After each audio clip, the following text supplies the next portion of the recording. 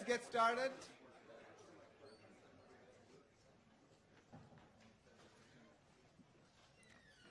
Next week, we have a panel discussion, a second one in fall. It's a panel discussion on geoengineering in the context of climate change. We'll have two panelists, Professor Eric Bickel, who is an assistant professor here in the Mechanical Engineering Department, and Lee Lane, who is a visiting fellow at the Hudson Institute in DC. Today, we are going to have a panel discussion on carbon capture and storage. We have three panelists, Gary Rochelle, who is a professor in the Chemical Engineering Department at UT. He's also the director of the Rochelle Lab and director of the Luminant Carbon Management Program in the Cocktail School of Engineering. Our second panelist is Dr. Sue Hovorka. Sue is a senior research scientist at the Bureau of Economic Geology and is also the principal investigator of the Bureau's Gulf Coast Carbon Center. Our third panelist is Doug Heguy. Doug is the commercial leader in GE Energy's gasification business and has vast experience in both domestic as well as international energy business development. Please join me in welcoming our panelists.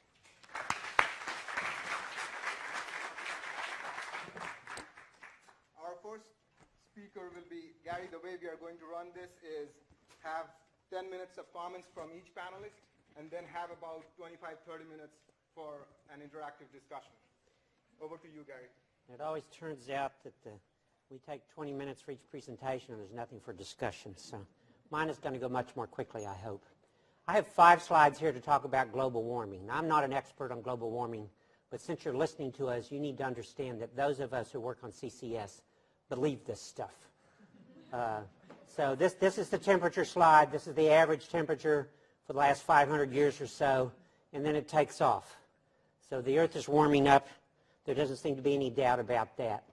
This is how CO2 emissions is correlated with that. So this is the CO2 concentration in yellow, and this is anthropogenic emissions of CO2 as a function of year.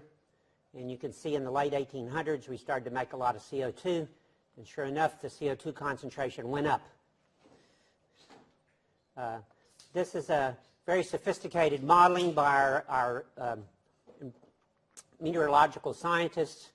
This is how they address the effects of specific emissions on this global warming, and it's called radiative forcing, and we attribute global warming to CO2. That's a positive number. It's about 1.6. To a number of other molecules, methane and halocarbons and N2O represents another 1. To ozone in the troposphere, which represents about 0.4. And then there's some negative effects, black carbon on land, aerosols that we either emit or aerosols that cause clouds. And then there's this solar irradiance thing that some folks talk about. And yes, there's a little positive effect of that. But you add up all these effects, and sure enough, we, the people, are causing a radiative forcing effect of about 1.6 on this scale. And CO2 is about 1.6. So if we simply eliminated all of our emissions of CO2, we'd solve this problem. The meteorological scientists have modeled this for the U.S., in particular North America. That's what this is. And this is their models. Models in blue are models with only natural forcings. Models in pink are what they would project would happen to the temperature when you account for these anthropogenic forcings. This is the actual measured temperature profile in North America from 1900 to 2000. The temperature is going up. The pink model works darn well, and you notice that we're not real certain about this. That's an uncertainty region. But hey, it's happening, and it's clear that we understand what's going on. The blue model is what would have happened with business as usual. Well, it's not business as usual. We, the people, are causing global warming. So, and we are causing it in the U.S. as a consequence of CO2 emissions primarily. This breaks down CO2 emissions in the U.S. Excuse me a minute. I'm going to go grab a bottle of water.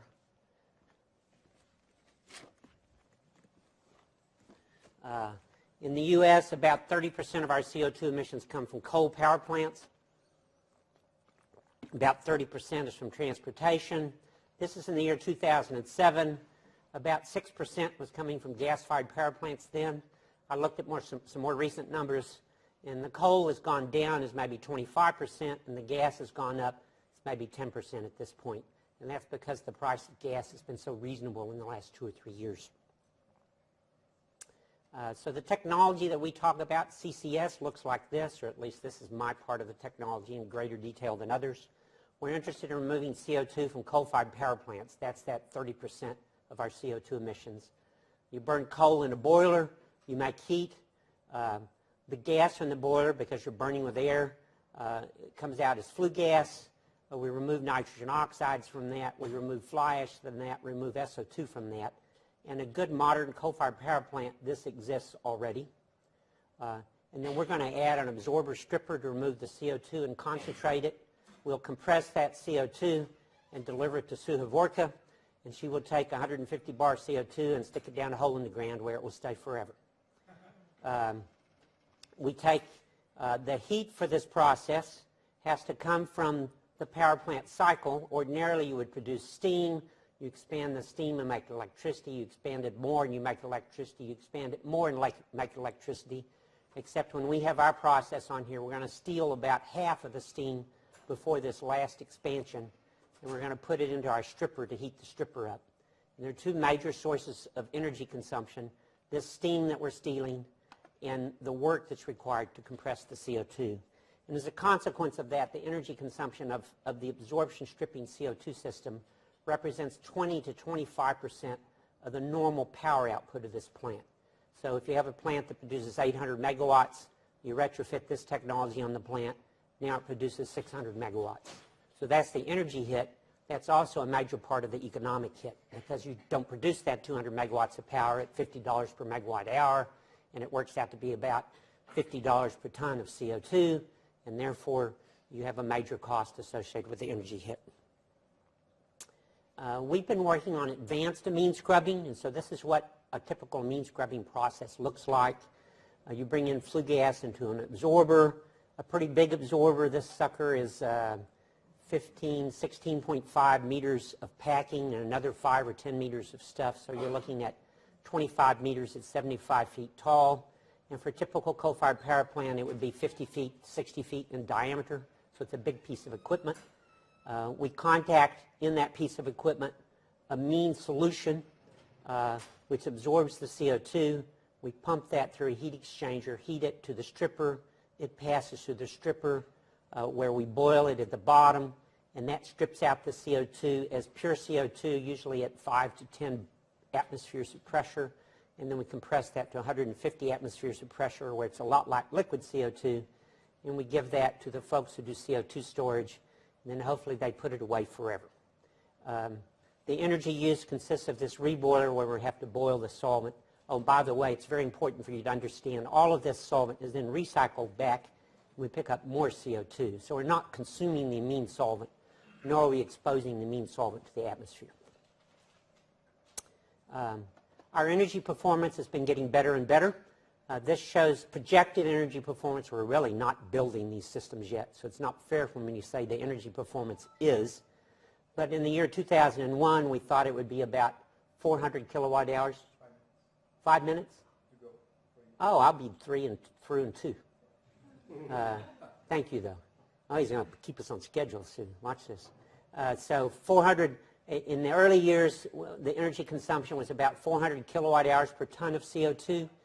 And a typical coal-fired power plant will produce about 1,000 kilowatt hours per ton of CO2 emitted. So this represents about a 45% energy hit.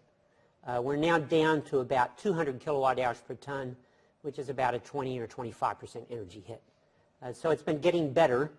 Unfortunately, DOE still thinks that this number is the number to target for. So all new technologies are trying to do better than this number. Meanwhile, we have new technologies that are already down here. So it's a little problem in convincing folks, hey, this is good or not good. The commercial status of this technology, there have literally been hundreds of plants built to remove CO2 from hydrogen and natural gas and other gases that don't have oxygen, not coal-fired power plants. There have been tens of plants built to remove CO2 from the combustion of natural gas. And to the extent that we need to control CO2 emissions from gas-fired combined cycles, for example, we know how to do that, and I would say that's commercial technology. There's development progressing on doing this with coal-fired flue gas. There have been a number of power plants, pilot plants, since 2008, but you notice they're kind of small. There are 7 prototype plants that are now operating at a scale of 10 to 33 megawatts. And we need to get plants to the scale of about 800 megawatts. There are 9 of these on the drawing boards. There's 1 under construction. So we're getting there, but it's not commercial. It's not ready for deployment. And I always point out we're 5 years away from deployment. We could deploy this technology in 2019, except that next year we'll still be 5 years away until somebody gives us a financial incentive for doing so. So the summary here is that amine scrubbing will reduce power plant output by 20 to 25%. Our capital cost is going to be on the order of $1,000 per kilowatt. That's $1 billion per coal-fired plant, and there's about 300 of these plants in the U.S. The net cost is about $50 to $100 per ton of CO2. That works out to be 5 to 10 cents per kilowatt hour of electricity, which will basically double the cost of electricity. CCS by amine scrubbing has been and will be 5 years from deployment, awaiting for a price from carbon. So we need somebody to set us a price before this technology will be ready for deployment. So those are my comments. Thank you.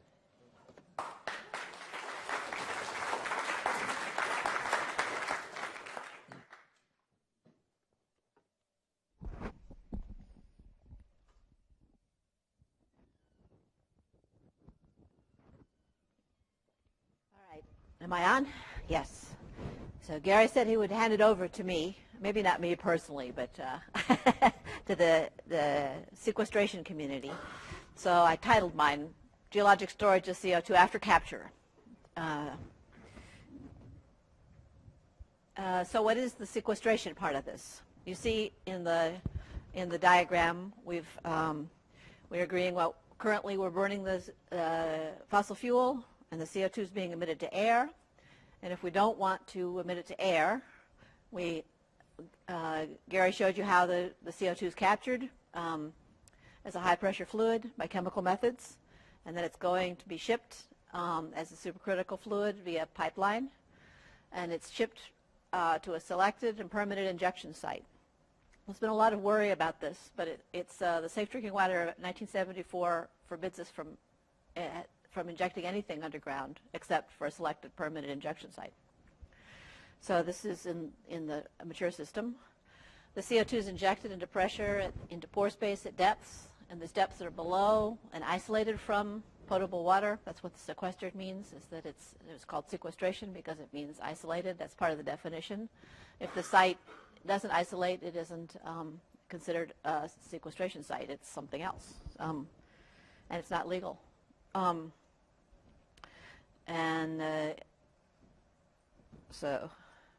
And it needs to be stored in those pore spaces over geologically significant times, sufficient to benefit the atmosphere. There's a lot of quibble about this, exactly what rate needs to be assured. I could talk more about that if you're interested. So we need to look at the subsurface in some detail to identify what's suitable for storage. So the first thing we need is a zone that can accept fluid. A lot of people who aren't geologists think that the Earth is solid, and it's unlikely that it could accept fluids. But if you think about it, you know that we extract water, oil, gas, helium, other things. It's routine, ordinary, even though people don't understand it. These layers exist. We need to have a confining system that limits the rise of CO2, and it needs to limit it at sufficiently to attain the goal required. This is actually not particularly difficult. There are many substances that limit rise of fluids. If you've ever worked with pottery clay or its kindred, it holds fluids, right? We have many layers like this, and what we need to know is that it's a continuous over the area of interest. And since the sedimentary rocks were deposited by marine environments, oceans occupying large areas, layers are often continuous over large areas. We need to do sufficient work to demonstrate that this is true, not assume it, but it's not very difficult to identify such things. So there's fluid that's displaced, and we need to make sure that this is acceptable. There's been a lot of discussion about seismicity, for example. We are very familiar in the geotechnical community with extracting fluids and injecting fluids. And it does cause seismicity. If you want to talk about seismicity, I'd be glad to tell you more about what we know, what we don't know. It's not nearly as surprising or shocking for people from the geotechnical community than it is to, say, the press. So then I will need to blow up what this looks like. People think that it's being stored in an underground cavern or in the well itself. No, it's just stuck. The CO2, these are sand grains shown in yellow, and the CO2 is in the spaces between the sand grains, which makes it, well, for most people, much more boring. You've probably watered a plant. This is as exciting as watering a plant. A fluid, in the case of watering a plant, there's a little bit of air in, you pour water in, the air leaves, sometimes you see the bubbles. Same thing. You put the CO2 in, it displaces the water. It's very quiet.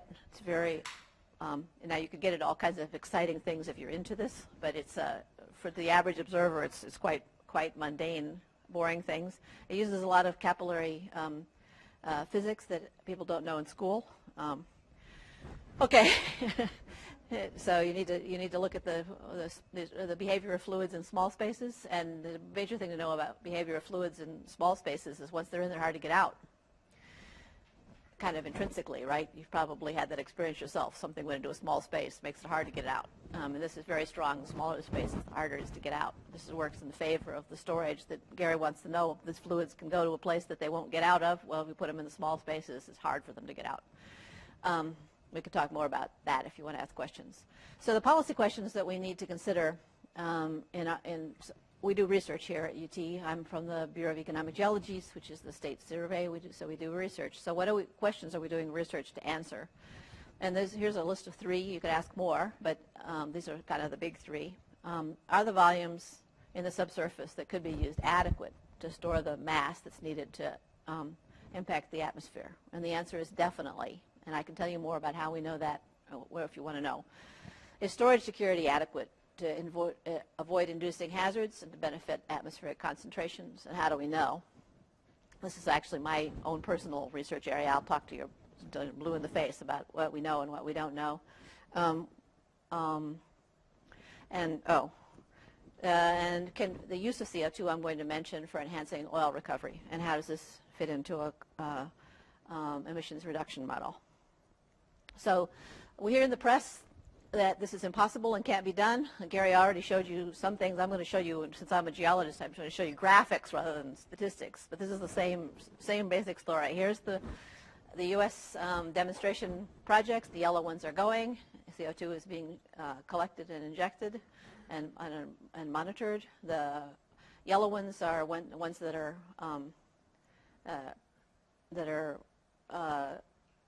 underway. The money is allocated, and there's no doubt that they're moving forward. And the purple ones are ones that are planned. By my definition, it means that there's some financial transactions pending that before this can be made a firm statement. And I didn't put pie in the sky. I put ones that were planned and reliable. So let me show you just a couple of slides. So this isn't vaporware.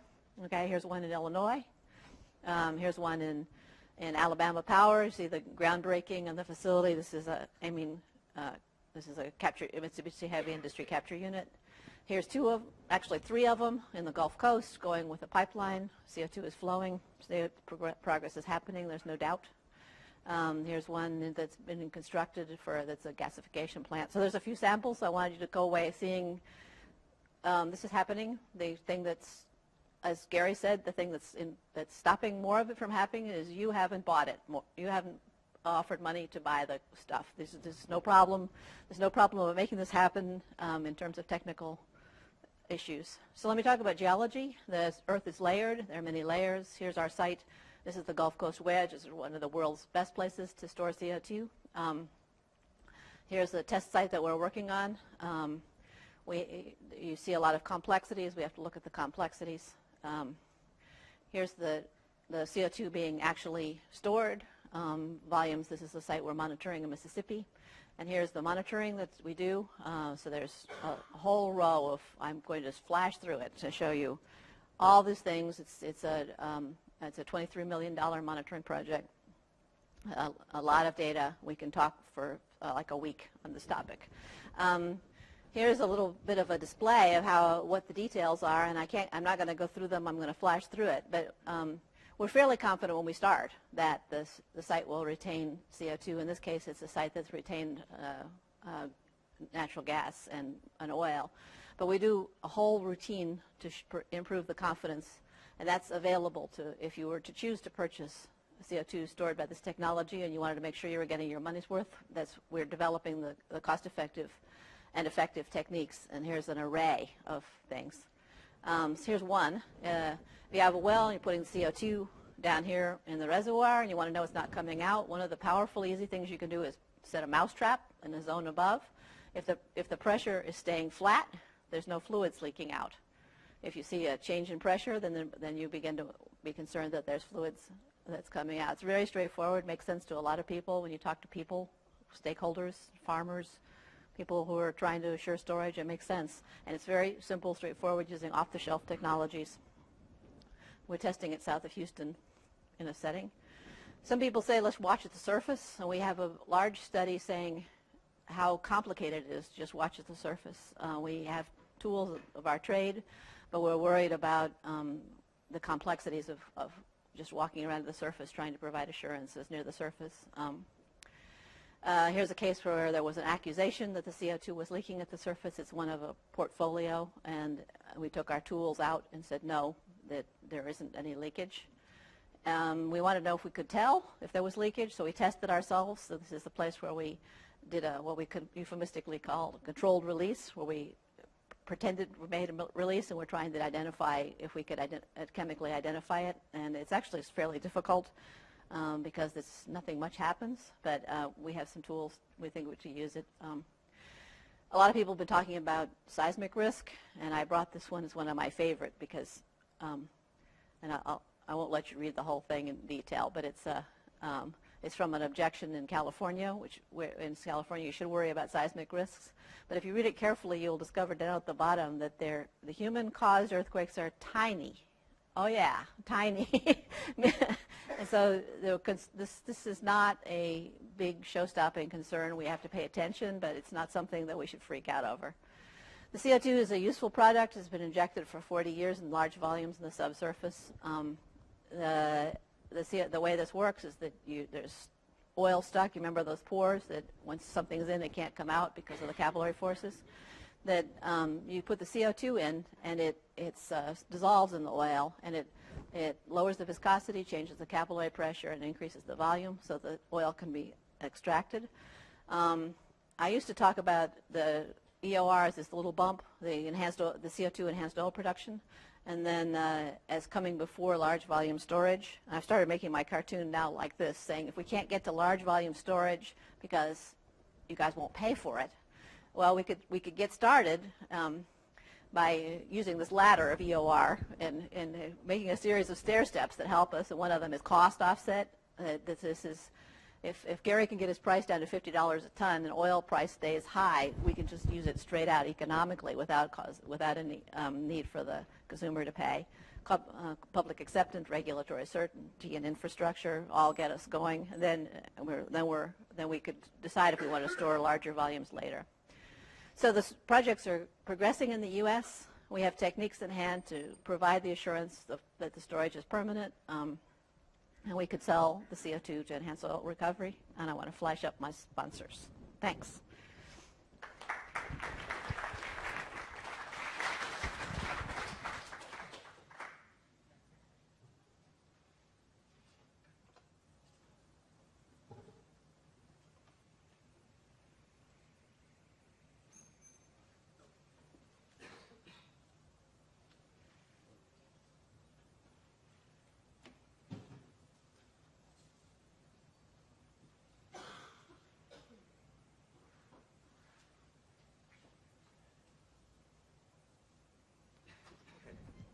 First, let me say this is a real treat for me to be here today, so thank you very much. My name is Heguy. You need the mic on? Is the mic on? It's on, but it's not working. Let's try a different mic. All right. Just turn it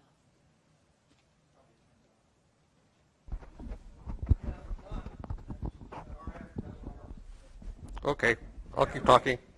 All right, thank you. We're going to talk about pre-combustion capture.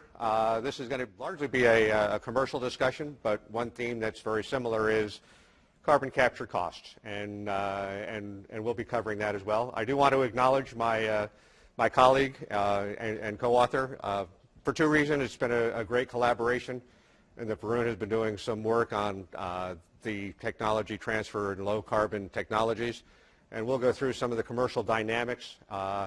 And then with his work and some of the commercial dynamics of pre-combustion carbon, we're starting to look ahead a little bit to see, forecast into the future how that transfer can take place and some of the issues that'll happen. The other reason that I'm really excited about the collaboration and sharing the stage is that to the extent that something is said here today that gets my managers back in Houston, and more particularly the GE legal department upset, we've agreed to attribute those comments to Varun. And just one disclaimer, I am here speaking on behalf of myself. This is not a GE approved presentation. The good news in that is I can tell you what I think. And so the question that we've kind of put out in front is there a future for pre-combustion capture? And I live this business 24/7. I'm in sales by nature. I have to be optimistic. After a couple of beers tonight, I might even say that I'm an expert. I do want to say that with all the integrity that can possibly muster and emphasis, that the answer to the question is a very sincere maybe. And so what we're going to do is talk a little bit about the dynamics that are taking place, and it's more interesting to talk about how the commercial dynamics are flowing and changing.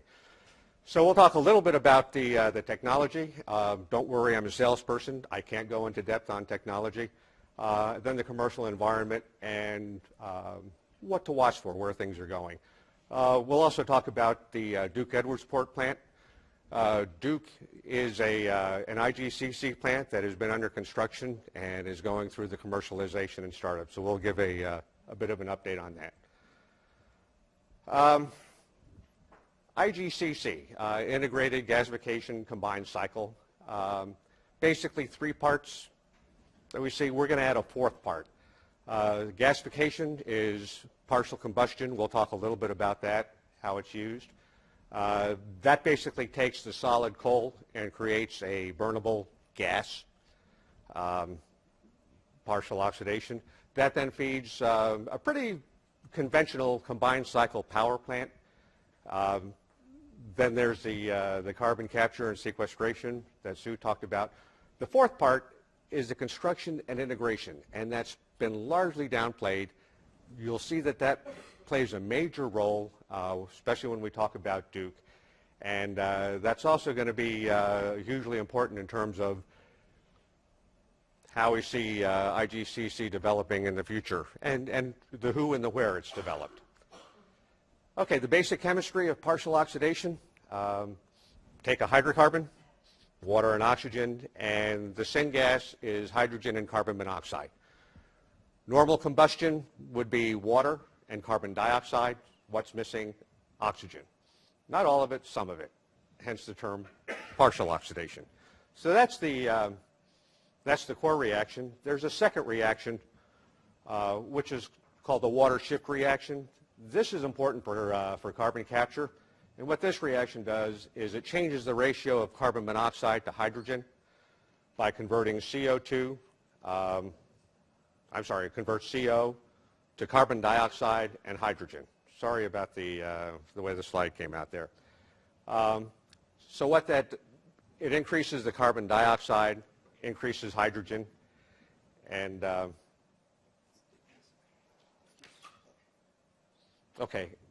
and what that does is allow more carbon dioxide to be captured before combustion. A block flow diagram, you see the gasification, the water shift reaction. That goes in the syngas cleanup. The water shift reaction changes the ratio or the amount of carbon dioxide. The syngas cleanup, very similar to the Amine plant that Gary talked about, and then that goes into the power block. and because the syngas cleanup, the carbon dioxide gets removed again before combustion. A single shift reactor, you can remove about 65% of the CO2 before combustion. That's essentially natural gas parity. With a second shift reactor, you can go up to 90% carbon capture. That does start to create issues around the combustion turbine. And so there's continuing work being done there. Okay, this is why partial combustion is cleaner. I'm going to start to move a little forward a little bit. Jump ahead. But this is the bottom line, again, of the economics. IGCC itself, before you start to capture the carbon, is about 20% more expensive than a normal pulverized coal generating facility. What we call the carbon island is the carbon capture. That adds about 10% to the capital cost. So now you're about a 30% premium to a conventional coal plant. And that's before you stick it in the ground, before we give it to Susan and stick it in the ground. There's also a performance penalty of about 5%. And so bottom line is these are expensive coal plants. Relative to pulverized coal, and I'm going to use traditional economics as I say this, the economics for IGCC and carbon and this kind of plant change once you say that you need to capture the plant. And the reason for that is because in pre-combustion capture, the volume of gas that you're treating to remove the carbon dioxide is about a factor of 1/300th of what it is in a post-combustion plant. And that's where the economics change. So what happened? And kind of the reason that we asked the question at the start, is there a future? In 2008, the NETL had a database of 151 coal projects, and combination of factors, high escalation in construction costs, mounting environmental pressures. It's essentially impossible to get a coal-fired plant approved and permitted without carbon capture. And yet there was no clarity on the CO2 regulations, and the public utility commissions were looking at the cost of carbon capture and saying there's no regulation, it's an expensive plant, not approving it. And so basically it was a very tough environment to get any plant approved. And so the 151 plants that were under construction and development in 2007, in 2008, 101 of them were canceled, and not a good year for coal. And most of the ones that were in operation or under construction, that 41 were well along in construction. Most of the ones here that are shown in development, they're 9. Very few of those are going to be built. 5 minutes? Okay, we'll move quickly. And all of that took place before the dramatic decrease in natural gas prices, which you see here. So it's been it's now even a tougher sale for coal. What we're showing here on the producer price index, it's become very difficult to get a lump sum turnkey contract because the commodity prices have become escalated very quickly. And so one of the traditional ways to manage the risk of building a plant is through a lump sum turnkey contract. Virtually impossible to get these days. That brings us to Duke Edwardsport. This is an IGCC plant. It is what we would call carbon capture ready. It does not have carbon capture. It was designed so it could be added later. They have done some studies. This started up this summer on natural gas, and great news for us, exciting. At 110 today, they converted over to coal and syngas. So this is a lot of folks back home are celebrating today. This is very important. Commercially, it's has been a big problem. This was approved as a $2 billion coal plant. It's now looking to be about a $3.3 billion coal plant. And this goes back to the construction. The equipment was pretty much brought on site as it was at the cost that it was forecast. James Rogers, obviously there's been a lot of talk to the Indiana PUC, a lot of explanation, court battles, some discussion about the fact that the foundations, steel, so forth, were just underestimated. There's some discussion about the project team that installed this, that they got more experienced people as the project went on.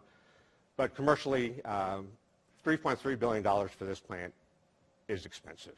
The whole point of this slide is to show that the equipment accounts for about half of the plant traditionally. The other half is all in the construction, materials, structure, foundation, and that's an underappreciated part of the project. Looking at, and we're going to go quickly, global focus. The natural gas prices are low in the U.S. That's not true around the world, so gasification is attractive in other parts of the world. Coal is attractive in other parts of the world that is still a low-cost energy. Excuse me, we do see gasification opportunities in other parts of the world. That's at least one of the blocks that we are going to get more experience in, go down the learning curve in that area. You can see that in gasification. It's in chemicals, in China. And then what happens with so much of that experience being done in China, what we're starting to see, the last wedge at the very top is a China gasification technology. And I think one more comment, because this does start to get to the flow. A part of, the Duke Edwardsport plant and the cost. Other engineering companies have looked at that. The engineering company that did that is Bechtel. Don't mean that as a slam. They're a very reputable company. And so what other engineering companies have done is to say if that can happen to a Bechtel project, it can happen to us. And so it's causing, in some of the other projects that we're working on, as engineering companies are doing the cost estimate, they're saying, well, maybe it's not, maybe we're not as sure about the cost as we thought we were, so they're adding additional costs to contingencies. That's inflating the cost. That's making it harder for more plants to be built. That's now creating an opportunity where the plants are being built, where that experience is in China, and they're masters at building things quickly and inexpensively. And so there are two projects here in the U.S. that in one case has signed a contract, a construction contract with Sinopec Engineering, Chinese company. So we're starting to see that experience kind of play out and come to the United States. So the two coal gasification projects that are probably closest to commercialization have either signed a contract or a memorandum of understanding with Sinopec. As that happens, that will also draw in, over time, more China equipment, more China technology. So that's one of the trends that we're seeing. What to watch for? We do have a number of projects that have been in development in the U.S., coal to chemicals, coal to liquids. We're essentially going to see those play out. They've had huge investments in them already. There's large government incentives associated with those. And I'm expecting the Gasification Technologies Conference is next week. I'm expecting that we'll hear some major announcements on some of these projects this week, next week. In the Far East, outside of China, there's that gas, natural gas in India is $17 an MCF. Coal is 2 to 3. There's still a big driver to using coal in India, in the Far East, and other parts of the world. China, there's a different tone in this slide in that the Chinese government is now driving efficiency in gasification, more technology for a cleaner environment. China is pushing the gasification technology. They're pushing the IGCC technology, and that China will start to leverage their expertise and know-how in export markets.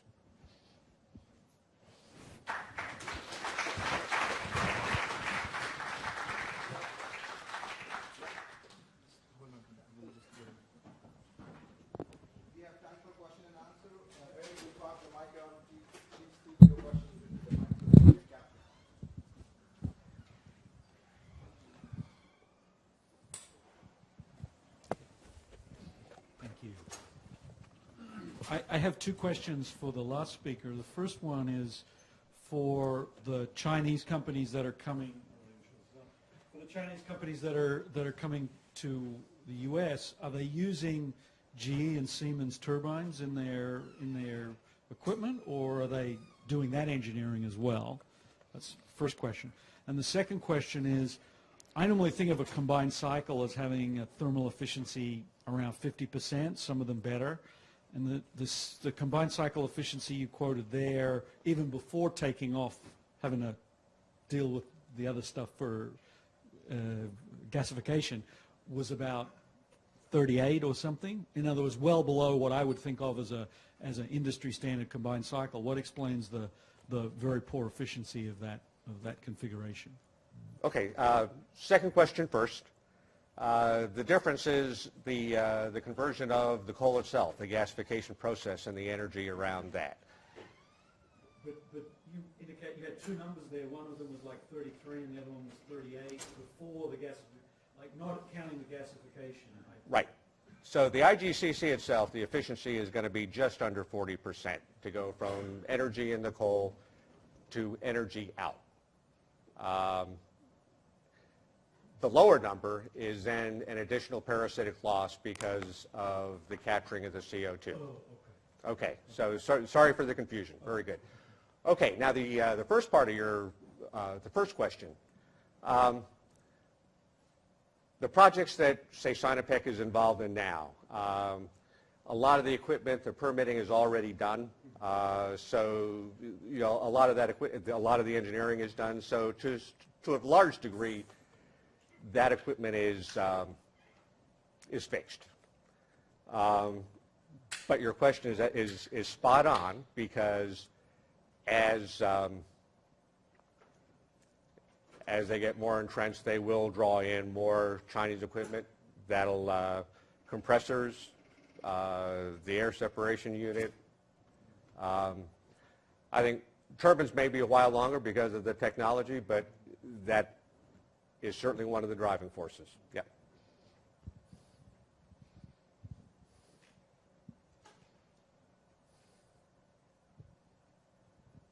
I wanted to ask Dr. Hovorka to speak a little bit more about this concept of time frame with the storage.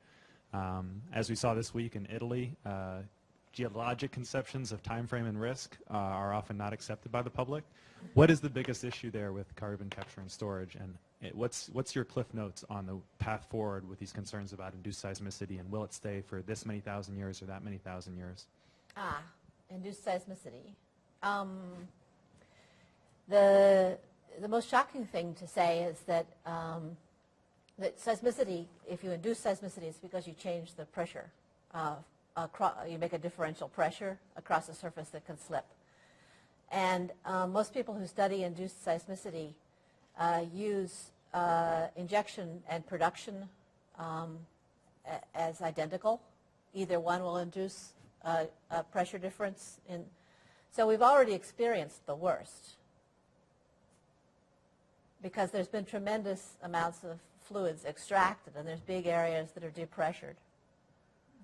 So yes, in fact, moving fluids around triggers seismicity. But the seismicity that it triggers is not something that you're aware of, for the most part.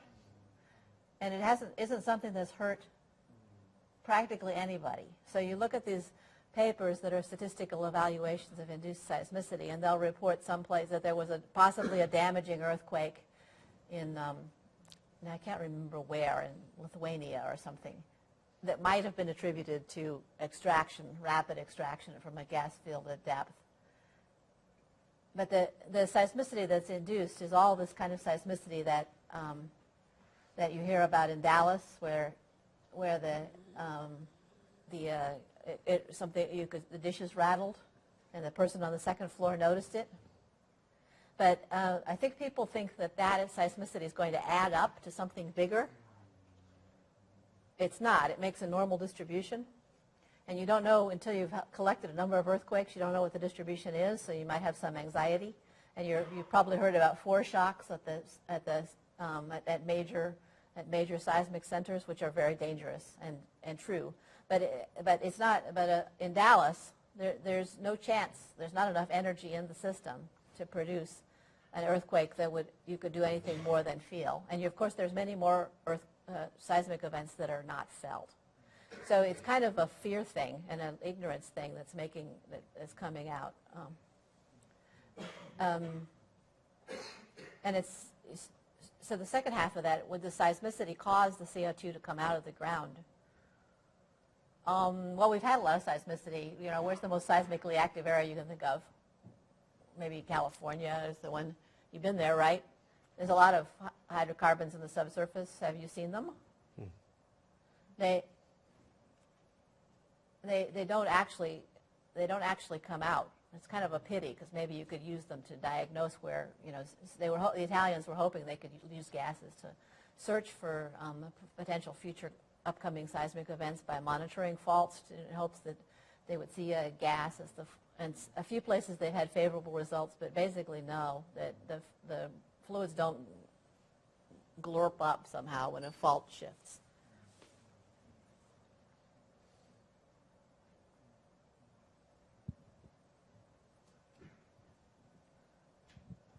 My question is for Dr. Rochelle. I was curious, you had the sort of the cost change in terms of energy loss, and you had the DOE's recommendation and where you were at. I was wondering if you could speak to the trend that you're seeing in terms of technology costs and the rate at which it's decreasing in cost or increasing in cost in terms of carbon capture. So what I showed there was energy consumption, which represents about a half or a third of the cost. And then the other portion of the cost is capital cost. But we haven't built any of these plants yet. So it's really not fair for me to even comment on capital costs. My own personal observations on capital costs is we do all these preliminary economics, and it's about $1,000 per kilowatt, or about $1 billion per plant.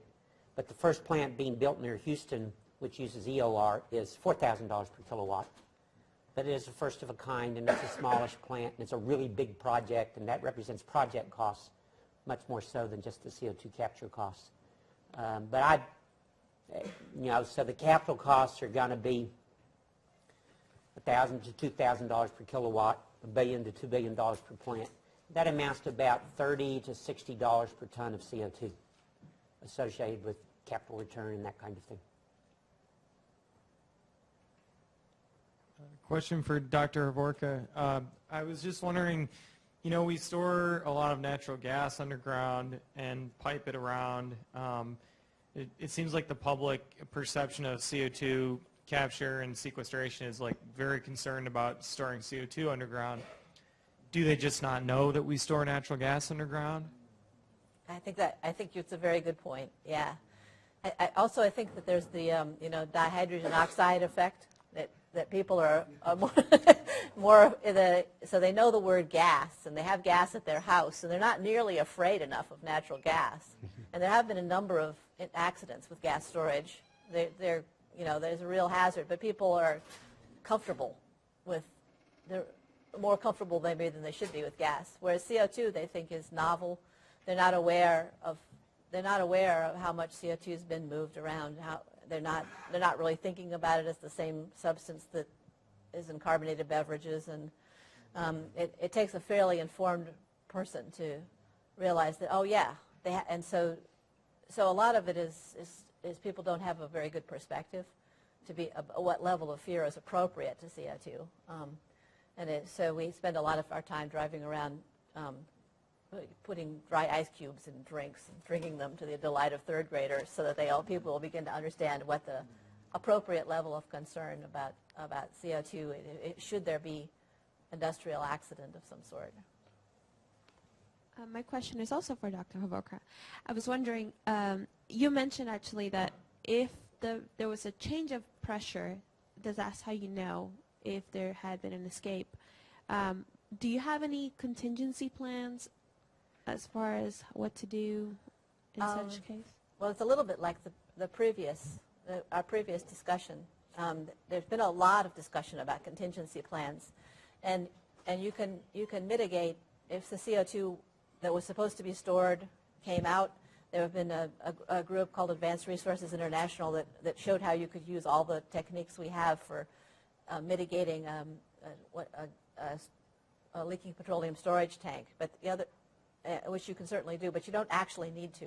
What you need to do on the CO2 storage is attain the average benefit that overcomes those buildups that were in Gary's first set of slides, that any one project can bite the dust and leak like crazy, and you just don't get the benefit, and you write it off, bad investment. But its ecosystem harm is really is very limited. I heard an interesting story about this fantastic woman who's from the Perrier region of France, and she has a beautiful French accent. She was standing up there at the microphone, and people are saying, "What do you do for the safety of the people in this CO2 area?" And she says, "It's France. We have laws and policemen and stoplights. Oh, for the CO2? No, it just comes, you go to the spring and you sample it." It's actually, so it's not much of a, it's not a particularly hazardous substance. We have to get the full benefit to the atmosphere and ensure that with rigor to get the money for the financial dealing. And there are some confined space risks, like water. We have to handle it correctly. But our anxiety should be kept moderate and proportional. Thank you all three for excellent presentations. The comment had been made about, well, if we can get to $50 a ton and oil prices would be high. Can you quantify how much oil companies pay right now to get the existing CO2 that they inject for EOR in the range of price of oil and the range that they would have to pay, and some more about that? It's all closely held secrets, as much of this business is. But when you hear people gossiping that well, I know some solid facts that Denbury sells its own CO2 to itself at $20.10 a ton, and that's a cheap price, and they make lots of money. I think some of the prices are tagged to the price of oil, so they may go up around $30 a ton, and they mostly report them in MMCF so that they're kept obscure. So, and the crossover depends on is situationally dependent. The more and more can be, the better the ratio, the more fields can be brought into play. But it's the market is, the price of oil is looking good, so the market is very hot for CO2 that can be bought at the moment. Uses carbonated, I mean, of the other uses, and if you have more besides Perrier water, how much do they pay per ton? And then another thing is, what happens when you combine? Is it a serious thing, combining the CO2 again with water in some way? What would it do to the water on the water table? So it would be Perrier underwater. Yeah, that when you buy cold compressed CO2 in the commodity market, it's most of the cost is in the chilling and shipping, and it's around $100 or $120 a ton, depending on how far it has to be shipped, and that's what you pay particularly for a Budweiser. So that's what you pay if you want to deliver it to make a carbonated beverage. And it's sold on the spot market. It's seasonally variable, and it isn't permanent. Most of those commodities are, like Budweiser, is used for a short period, and then through various processes, I leave your contemplation, it leaves the atmosphere. So most of the commodity CO2 doesn't do the deed as far as the atmosphere. You could use it. There's a lot of creative things, using it as a building material and capturing it in silica for insulated glass. But those are more niche. Capturing of baking soda. There's a lot of niche things, but none of them are. They don't add up to a very large volume. And they may make quite useful commodities, however, very, very valuable. But they don't do the deed for the atmosphere. What does it do? CO2 and water, as it changes the pH, so it drops the pH. It's pressure and salinity dependent. It's a fairly complex interaction with water. it's mostly fairly benign. Most surface waters have significant CO2 because you know that stuff about forming caves. The water goes through the water that's recharging aquifers goes through the soil zones and comes out in the groundwater, and it's got a good bit of CO2 in it. CO2 is released by root respiration, so plants are fairly tolerant of it. If the CO2 gets very far out of range, organisms can't live in it. Like, for example, aquatic organisms can be very sensitive to CO2. So there are in sites where, like Mammoth Mountain, there was a natural CO2 area, high CO2 area. There were zones of fish kill where mountain lakes were getting bubbling natural CO2 where the fish were no longer thriving, or tree kill. But they're very, they're real, but not worth. I don't. You wouldn't know it unless somebody told you that's what had happened. It's not dramatic. There was a concern. EPA had a concern that the acidity would cause the constituents to be leached out of the rocks, and they were worried that it would make groundwater unpotable or a Superfund site. We've done a lot of work on that, and we are unable to find a rock that does that yet. We're still trying. They've actually been, we would have much more exciting publications if we could find some more dramatic damage to groundwater that we have succeeded to find yet. But we're still working on it. Well, I just wanted to add a little bit to to Susan's answer about the value of CO2. Every coal project that we see here in the U.S. Does have EOR associated with it. It is an important component to the revenue that the value of the project. I agree with the numbers that you quoted on the order of $10 to $30 per ton of CO2. And that's a cost that they're willing to transfer to the producer of the CO2. There is enough value there. I'm aware of a couple of cases where the oil company is investing in the coal project, in the plant project, to make the project happen and secure the CO2. So there is major value at today's price of oil in the EOR. It depends on what you want to bet about the price of oil futures, how you're going to lay your business model with respect to oil futures. And maybe there's some cheery side on that line. At the Indiana Gasification project that we talked about, there is more value in the oil that's being produced from the EOR than there is in the product that's being produced by that plant. Question for Gary. Gary, could you speak a little bit about the challenges you might have around the new chemistry or substances, the new processes that are different from MEA? Are you facing new challenges in terms of new substances that are being created? Or these the short optimistic answer is no, it's better. Where if we think of, so there are environmental challenges, secondary environmental impacts. MEA is volatile a little bit, and you lose some MEA in the flue gas. One of the solvents that we work with, piperazine, is volatile, and you lose a little piperazine, but you actually lose less piperazine than you do MEA. So in that sense, it's better. MEA is what's called a primary amine, and piperazine is a secondary amine. And secondary amines react with nitrogen oxides and make nitrosamines, which are carcinogens. And so we're learning how to manage the concentration of the carcinogens in our system so that any risk associated with the release of the solvent is minimized. Those are two examples where we're specifically addressing secondary environmental impacts.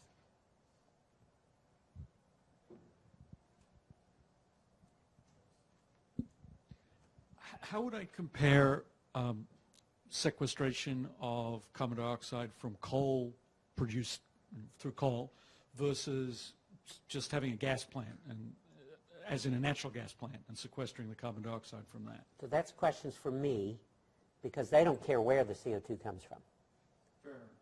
Fair. And on my side, coal-fired power plants have 12% CO2 in the gas, and the simple gas-fired combined cycles have 3% CO2. So one piece of equipment, which is that absorber, has to be 4 times bigger. And the capital cost, therefore, per megawatt is 4 times bigger for that piece of equipment. But because there's 4 times less CO2 per megawatt, the capital cost of the rest of the equipment is substantially less. And the net effect of all that is the cost per ton of CO2 for gas-fired systems. It's going to be a little bit higher than for coal. Instead of $50 to $100 per ton, it's going to be $60 to $120 per ton. So it's feasible on gas. That's the capital cost, right? No, that's the total cost, capital and energy to get the CO2 out. That's the price you need to put on the CO2 to make it feasible for me. But since the natural gas plant is producing half as much CO2 per unit electricity out, Right. Then that would certainly play into it as well, right? So per unit electricity, if I was making the comparison, then I would half the cost per unit of natural gas electricity, one yes. or double the coal one, right? Yes. So that would unambiguously put sequestration for natural gas as being a winner compared to coal. So why are we investing in it for coal and not natural gas? Because coal is cheaper, even at $4 a million BTU, and because we're going to use the coal forever anyway, and it has more CO2 emissions. So if we expect to address CO2 emissions, coal is the first place to go. The first place to go would be just to go to natural gas and forget about the coal, right? Because we've got so much natural gas in North America right now. That would be... that would be the first place to go, and that's already happening because natural gas is so cheap at the moment, right? Yeah, so that is what will happen initially. And But then the price of natural gas will go up more. There is China and India. And then there's China and India. We are out of time. Let's thank our panel.